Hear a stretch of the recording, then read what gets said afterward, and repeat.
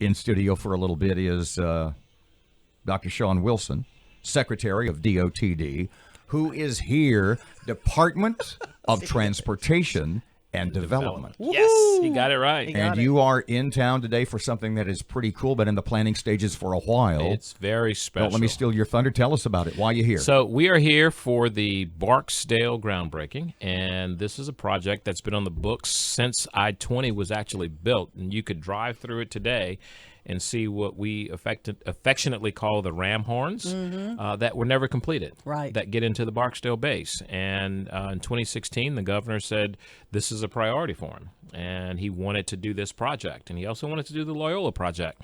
There's a lot he wants to do on infrastructure, but we attempted to pass a gas tax, and we're not here to talk about the tax in 2017, but they were going to be funded with that bill that didn't get a vote in the House. And when it didn't pass, we said we're not going to take that as an answer, and we're still going to deliver what citizens want. And he understands the military, he understands economic development, and actually, in advance of NGA, he understood cybersecurity and the potential of what that base offered. And so we prioritized 4 projects, this being the first project of those 4.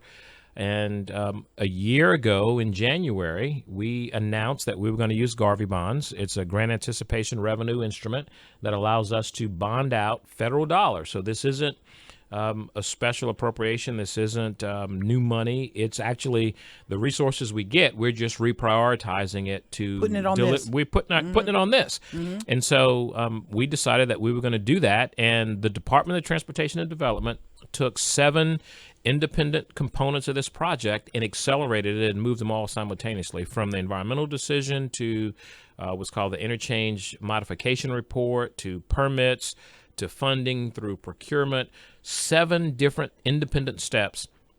We ran them simultaneously, and from January 24th of 2018, we're here today to break ground, and it's unprecedented for us to do that. Is this new access something that the Air Force, that the Barksdale folks have wanted also? Absolutely. They've wanted this for a number of years, particularly because the next time there's a base realignment, you have to demonstrate what the base means and how does it function.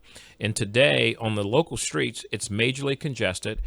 To get in and out of the base, you have to deal with railroad tracks. And you all know that B-52s and other critical elements of the military, we saw it activated a week and a half ago, actually, over in the Middle East. And so for the equipment, the materials that they need, it has to sit at the tracks and wait for the train to come through. How's it going to avoid the train tracks that are going east and west? We're going over that. We're going over the tracks. Okay. And so you will have uninterrupted access. You're going to go from the interstate into the gate, where you're going to have major security because it's a critical military base.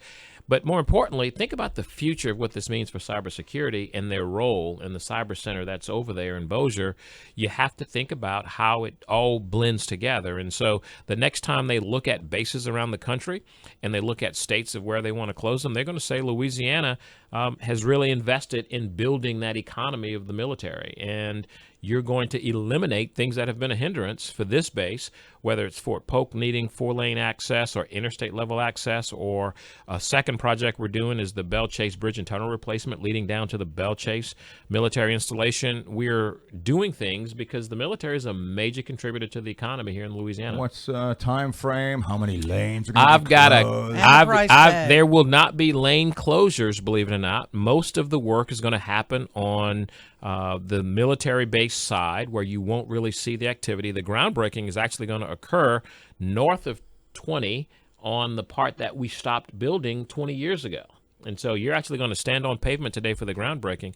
It's going to be open in the 4th quarter of 2021. I dare not say by Thanksgiving, but I have a countdown on my clock, and it's 2 years, 6 months, 1 day, and so many hours and seconds that we expect to open it in the 4th quarter of 2021. $73 million price tag? $72 million. And believe it or not, because of the design build procurement, we estimated that this project was going to be about $95 million.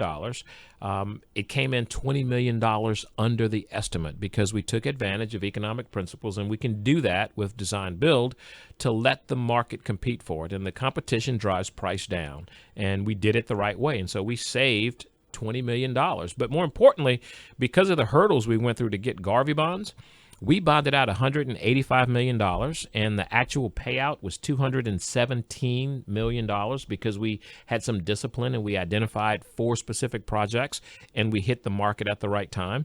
And so a lot of people participated in making this happen. But I will tell you, the governor took a lot of courage to say we're going to do something we've not done before, which was use this tool. And he made it a priority. We could have chosen any project across the state of Louisiana to use Garvey bonds on, but we did the right policy. And here's the real winner. We're going to pay this off in 12 years. Wow. Not 20 years, not 30-year bonds. The Time project that started in 1990 is not going to be paid off until 2045, and it's not a completed program. We're going to do this in 12 years.